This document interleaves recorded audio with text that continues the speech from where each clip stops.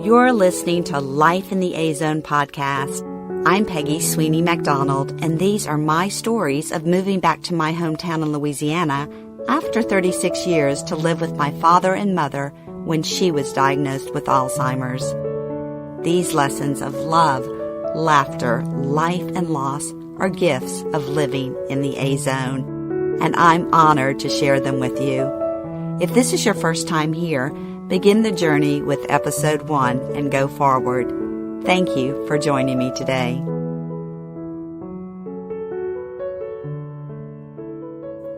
Kelly and I are the July birthday queens in our family. She is July 20th and I'm July 21st, born 8 years apart. When Mom was told her due date with Kelly was July 21st, she told her obstetrician, "Oh no, having this baby on July 21st will not work. Peggy would never want to share her birthday." He must have thought she was nuts, but he complied, and Kelly was induced on July 20th. Mom did everything she could for us to have our own special day, and I'm sure planning 2 birthdays back-to-back was difficult. But as adults, we cherish celebrating our birthdays together, and we have celebrated in all the cities that I have lived in: Houston, New Orleans, New York, and Los Angeles.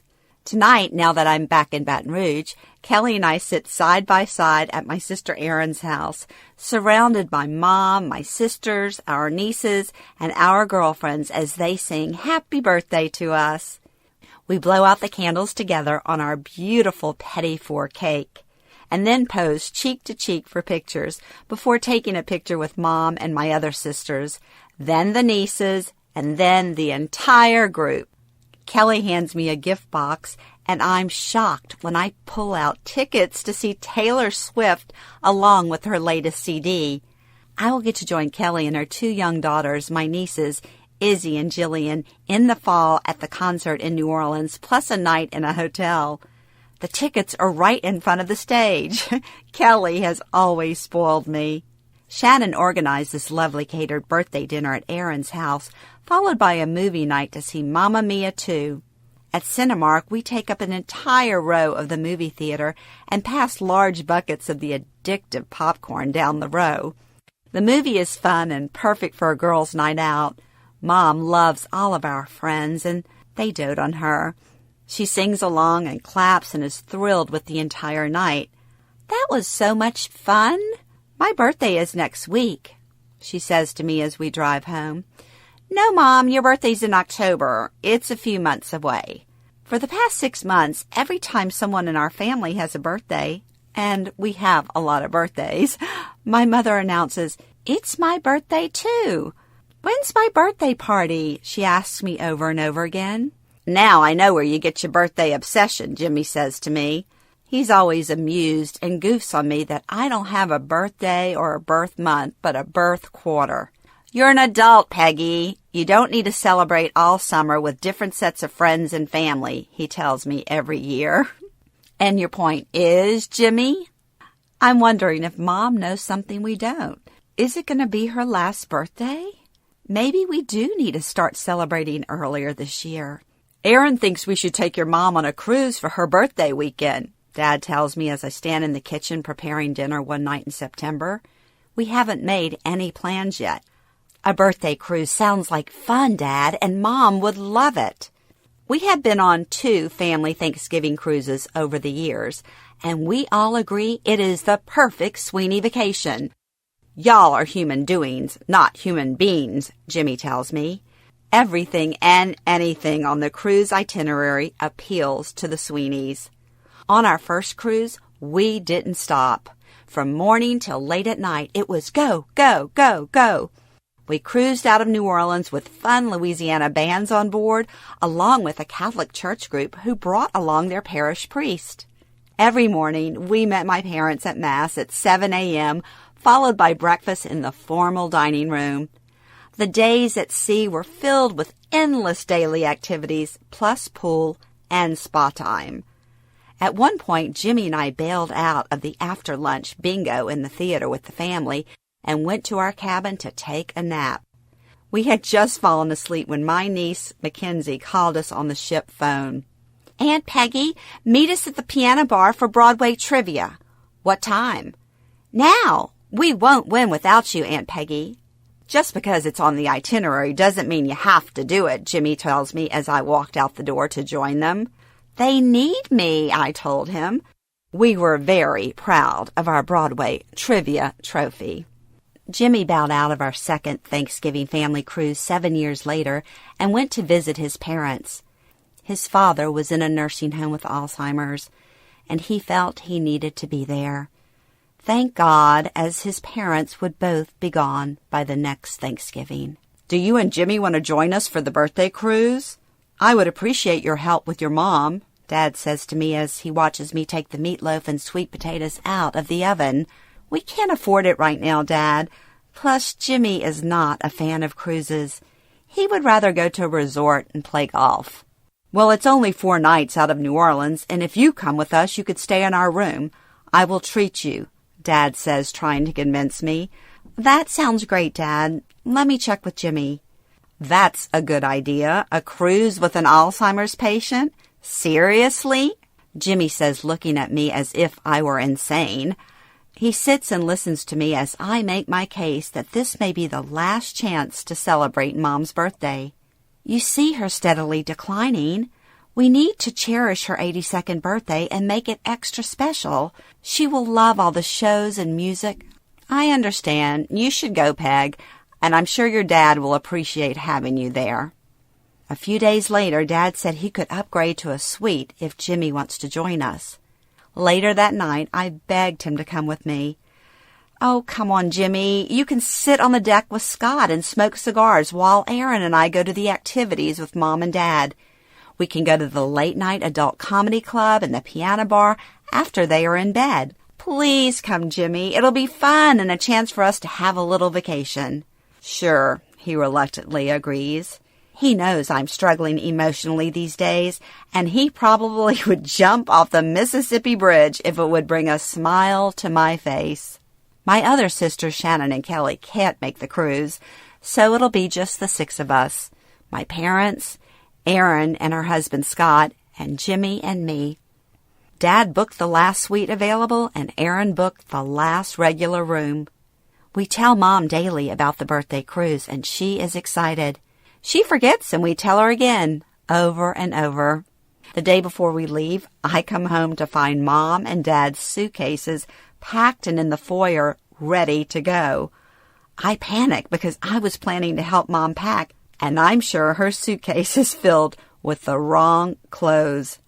As she sits and watches TV that night with Dad in the living room, I slip into their room, shut the door, lock it, and repack her suitcase.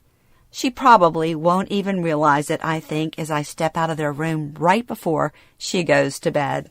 Early the next morning, we pick up Aaron and Scott and drive to New Orleans. At the cruise ship port, Jimmy drops us off at the entrance with our suitcases, then goes to park the car. We stand in line to check in, and Dad has upgraded us to VIP status, so we are directed to the front of the line and then wait in the VIP lounge until we can board. While waiting, we see a photo op with a ship backdrop and a cruise photographer taking pictures. Mom and Dad, come here. Let's go take a picture. I pull out my cell phone and I snap their picture behind the photographer. No personal cameras are allowed here. You can order the photos at the photo salon on the lobby deck, the 2nd floor, the photographer says to me. Of course we can. And knowing my mom, she will purchase it for $25 a picture. But too late, I got the shot. I texted to Shannon and Kelly. Y'all have fun. Cute pic. Wish we were gone, they text back. Jimmy arrives in the VIP lounge and grabs coffee and a donut. Come take a picture with me, I ask. No pictures. It's too early, he snaps at me. He is already annoyed with the long lines trying to park in the garage, the wait to load onto the ship, and probably having a low blood sugar moment. 45 minutes later, we are on the ship, taking another picture photo op as we board and head to our suite. Let's meet at the pool deck for lunch and drinks, Aaron says as they wait for the elevator. They are staying 1 flight down from us. We open the door to our suite to find over-the-top birthday balloons with streamers hanging down from the ceiling, along with a chocolate birthday cake and a big birthday cruise gift bag. Dad wanted this to be an extra special birthday for Mom, and he ordered the birthday package, the whole shebang. "Happy birthday, Mom," I say as we step into the suite. She is thrilled. "This must be the wrong room. We were supposed to have a suite," Dad exclaims, looking around at the pretend suite. It looks like a regular room. "Let me get the valet," I say, and head out the door, avoiding eye contact with Jimmy. I find a valet 2 doors down and tell him we're supposed to have a suite. He follows me to the room and confirms that this is a junior suite. It's one room with a sofa that he tells me will fold out for us. Jimmy sits on the sofa, looking like his head is about to explode. He just shakes his head and rolls his eyes. Dad stands there arguing with the valet about the suite and then asks him if we can move to a bigger suite or find another room for Jimmy and me. Mom stands there oblivious to what is going on, pulling down the birthday streamers off the ceiling and throwing them on the bed and floor. "Sorry, sir, the cruise is sold out. Let me know if there's anything else you need," the valet says as he scampers out of the room. "Where are y'all?" Aaron texts me. "Problems with the room," I text back. "We need another room, or about 12 more feet. When we pull out the sofa to make the bed, we will barely have enough space to walk between the beds to get to the bathroom." Luckily, the bathroom has a separate dressing area with an extra sink. There's a small balcony with 2 chairs facing each other because there is no room to turn the chairs to face the ocean. This will be extremely tight quarters for 4 nights. Mom stands there looking at a birthday cake and digging through her gift bag. She pulls out a logoed beach towel, a logo tumbler, and a box of chocolates. She holds up the beach towel. "Look how cute. Let's get the cake," she says. "Later, Mom. Right now we need lunch." We hear the door knock, and Jimmy jumps up to open the door. Aaron and Scott stand there ready to see our suite and the birthday decorations. "Happy birthday, Mom! Happy birthday, Sherry!" they say cheerfully. I'm grateful for the distraction as I pull Jimmy into the bathroom. "Come on, Jimmy, let's make the best of it. We probably won't be in the room much anyway, and when we come in at night, they will already be asleep," I assure him. He just looks at me. "Is it cigar o'clock, Jimmy?" Scott says, trying to break the tension as we walk out of the bathroom. "Yes, it's cigar o'clock," Jimmy replies shortly and pulls out 2 big cigars from his travel humidor, and we walk out the door. Up on the pool deck, we smell burgers grilling, so we line up at the Guy's Burger Joint to order burgers and steak fries, then stop at the condiment bar. Jimmy is very happy now as he has a juicy bacon cheeseburger, his favorite, before his dessert cigar. We find a table and a waiter comes over to take our drink orders. Soon Mom is sipping a pina colada with a pink and blue umbrella, and Dad has a beer. Our juicy burgers are dripping with melted cheddar cheese and bacon grease. They are beyond delicious. The Cruise Calypso band plays next to the pool. Mom is happy, Dad is happy, we're all happy. This was a great idea, I think.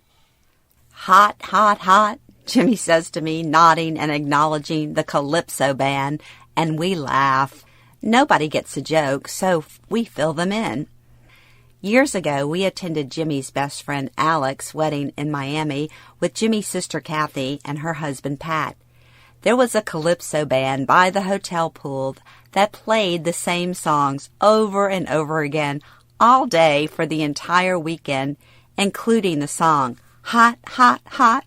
Every time they would play that song, we would laugh hysterically.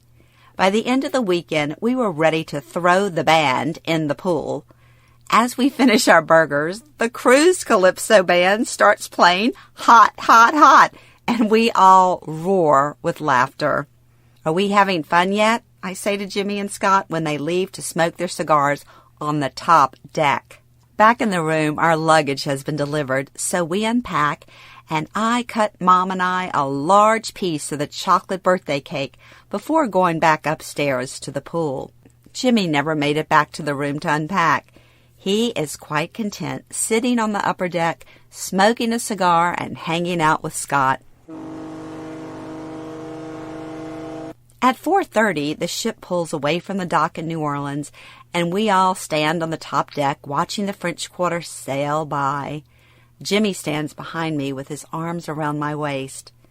"There's our cathedral," I say as we pass Jackson Square and the St. Louis Cathedral. "Yeah, you're right," he says. 26 years next month. We both stand there remembering our wedding day that seems like a lifetime ago. Our parents were younger than we are now. It's hard to believe. I want those days back. Living in New Orleans back then seemed so fun and carefree. "You owe me big time for coming on this cruise," Jimmy announces. "You think?" I reply. "Yes, I'm thinking a week in Palm Springs for golf." "Good luck to you," I say, and we both laugh. As the ship sails down the Mississippi River to the Gulf of Mexico, we head to the theater to see the welcome show. It's a casual night, so we're all dressed in the same clothes we wore this morning. I'm grateful I don't have to argue with Mom to change. The entertainment is fun, and Mom is in her element. She loves the music and claps while moving to the music in her seat with a huge smile on her face. After the show, we head to the dining room. The hostess seats us at our table by the window. Erin has brought a couple of bottles of great wine on the ship, so she, Scott, and Dad share a bottle of red. Mom has her mimosa, and Jimmy and I split a large bottle of Pellegrino, and we order shrimp cocktails, Caesar salads, steaks, and hot lava cake with whipped cream for dessert. Mom ordered shrimp fettuccine, and Dad ordered a steak too. Everything is wonderful until her food comes, and she insists she ordered a steak, not the shrimp fettuccine. Dad begins to argue with her until the waiter overhears the problem and offers to bring him another steak. Mom happily eats his steak. He eats her shrimp fettuccine until his second steak arrives. "It's a cruise, Dad. Chill. You can order as many appetizers or entrees as you like. This is her birthday. No need to fight with her," I whisper to him. "Let her have it," Jimmy says under his breath. "You're right. I need to chill," Dad says. "Chillax," Scott says. "Let's open another bottle of wine," Erin says. Mom and Dad want to return to the room after dinner. It started to rain, and the boat is rocking. I'm feeling queasy, so we go to the infirmary and get some Dramamine, and then we meet Erin and Scott at the piano bar. They sing along, and I drink 7-Up and try not to get sick. We get back to the suite after midnight. Our bed is pulled out, and we try to get undressed and ready for bed quietly. But Mom wakes up and comes into the bathroom while I'm brushing my teeth. She needs to go to the bathroom. Before I leave, I show her how to flush the toilet. She's confused as the flush button is on the back wall behind the toilet and not the usual handle on the side. When you flush it, it makes that loud, obnoxious noise as the water is vacuumed and sucked down the hole. She looks scared when I demonstrate how to flush it and then gets mad at me. "I can do it. I'm not stupid," she says defiantly. I leave and close the door, giving her some privacy. She comes out after about 10 minutes, and I see her put something under the bed. Note to self, check under their bed tomorrow. The next morning, Mom and Dad are up early and leave for breakfast. As soon as they shut the door, I jump out of bed and check under their bed. I find a wadded-up ball of toilet paper. I'm shocked. I retrieve it and place it in the garbage can. I take the plastic liner out and tie it up securely. I bring it out to the hall and find our valet. "Can you please throw this away? My mom has Alzheimer's, so if you could give us extra liners and extra toilet paper, that would be great." He nods and smiles. Now that is good customer service, I think, as I step back into the room. I move the small garbage can to the side of the toilet instead of the dressing area. The reality hits me. I'm shaking. My mom doesn't know how to go to the bathroom anymore. I have read about this in the Stages of Alzheimer's book. They lose all sense of toileting skills. Oh my God! She couldn't remember how to flush the toilet? Well, maybe it scared her. I imagine her staring at the toilet while she's trying to figure out how to flush. My poor mom. Was she embarrassed to ask me for help? Was she ashamed? Oh, my heart goes out to her. This is so unfair. Alzheimer's, you suck. I wake up Jimmy and tell him, "Wow, I'm sorry. Come here." He pulls me back into the bed and holds me. This is why they tell you not to take Alzheimer's patients out of their homes. It's the disease. It's not your mom, he reminds me. I'm hungry. Let's go eat some pancakes, I say. I need to eat my feelings, and a cruise is the perfect place to do it. And bacon. Lots of bacon. And sausages, Jimmy says. We head to the buffet dining room and pile our plates with eggs, pancakes, bacon, sausage, and fresh fruit. The waitress brings us juice and coffee. We don't see my parents in the dining room, but as we walk out to the pool deck, we see them laying back in 2 lounge chairs, holding hands. Their eyes are closed. I snap a picture. "Aw, it looks like y'all love each other," I tease them, and they open their eyes and smile. Aaron and Scott walk up in their bathing suits with cocktails in their hands. It's 10 a.m., and they are on vacation. "Y'all go get your bathing suits on and join us," Aaron says. Soon we are spread out on the deck with 6 lounge chairs, books, magazines, and drinks. It's a relaxing day, and it's just what we need. Every time the Calypso band plays, "Hot, hot, hot," we laugh. Mom lets me help her shower late that afternoon with no fight.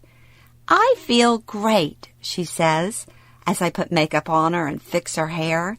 We get dressed up in colorful resort wear. For the last few months, I've had to fight with her every few days to take a shower. It's a nightmare. I'm grateful there's no fight tonight.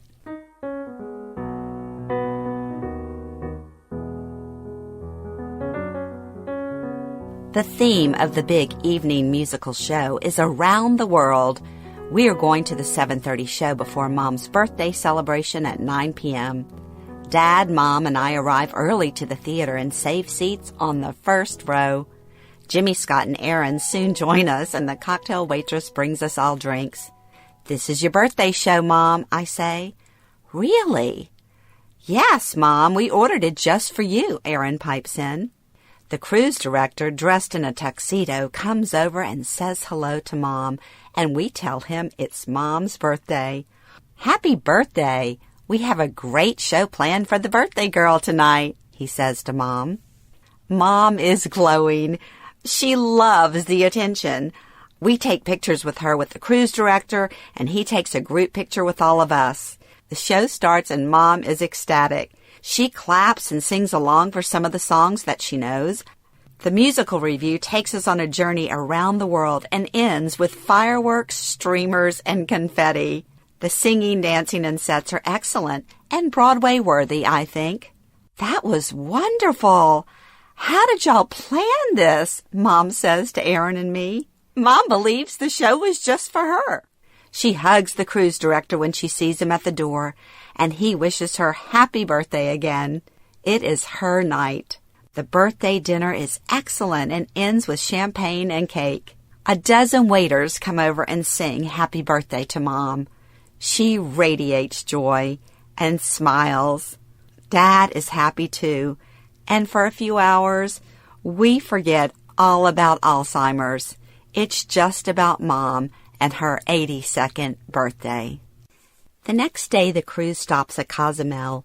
Dad doesn't think they can make the long walk to a beachside resort we visited years before.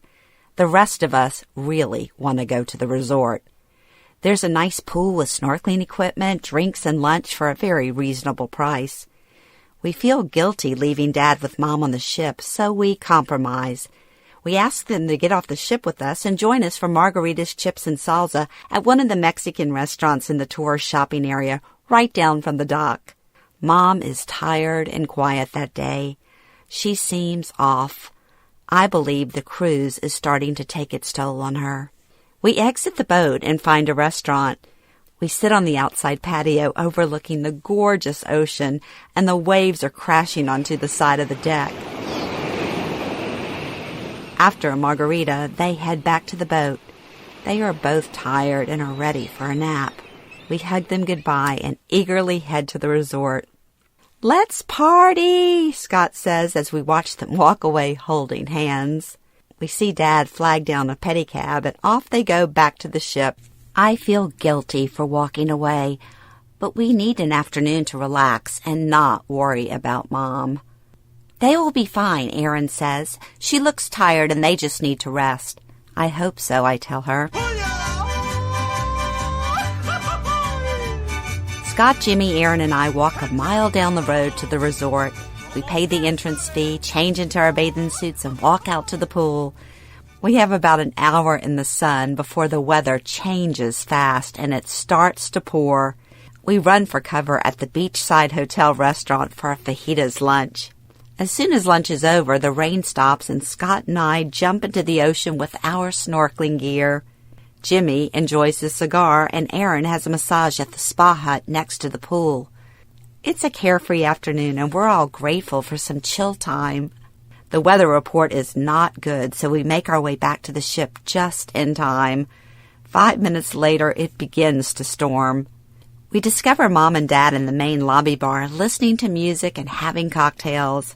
They look rested and have made friends with another couple. "How was Mom today?" I ask Dad.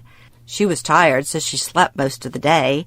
"Well, she seems rested and happy. Dad, I'm glad y'all had a good day." We meet later in the piano bar and find Mom singing along with a big smile on her face.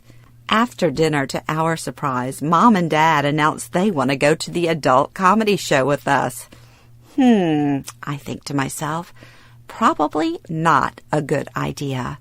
"This should be interesting," Jimmy whispers to me as we make our way to the comedy lounge and look for a table. It's crowded, so we have to sit at different tables. Dad and I sit with Mom and another couple at a booth right in front of the stage. Jimmy is across the room with Scott and Erin. The show begins with a comedian from New York, and his comedy is raunchy. Mom and Dad are laughing hysterically along with everyone else. However, my mom has an unusual laugh, and she can't stop laughing even when the crowd quiets down. The comedian starts to heckle her, and then she howls more.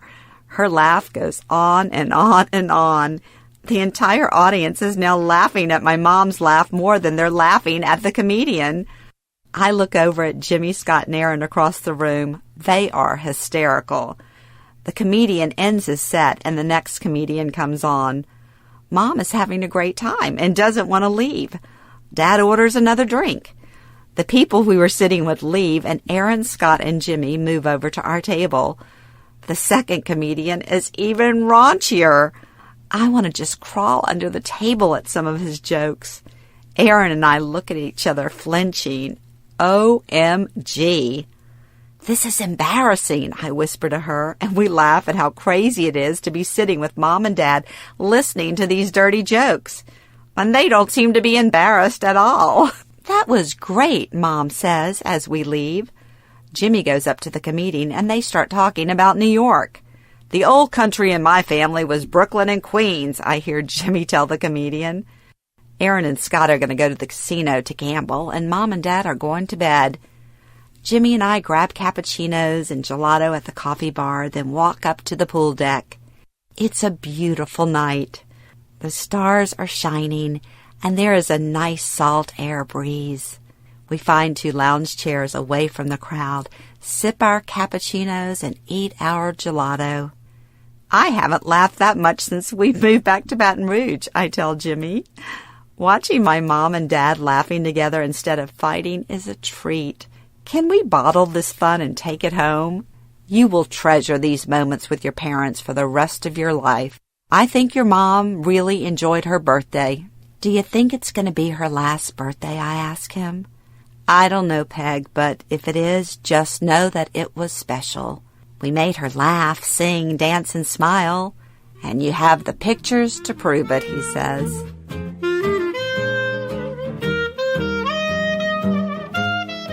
Thank you, Jimmy, for coming with me. I'm glad I came, Peg. I smile at him because I know he means it. He takes my hand and pulls me over to his lounge chair. Laissez le bon temps rouler, darling, he says. Yeah, you right, chap. Let the good times roll, Jimmy Dean. And we kiss under the stars.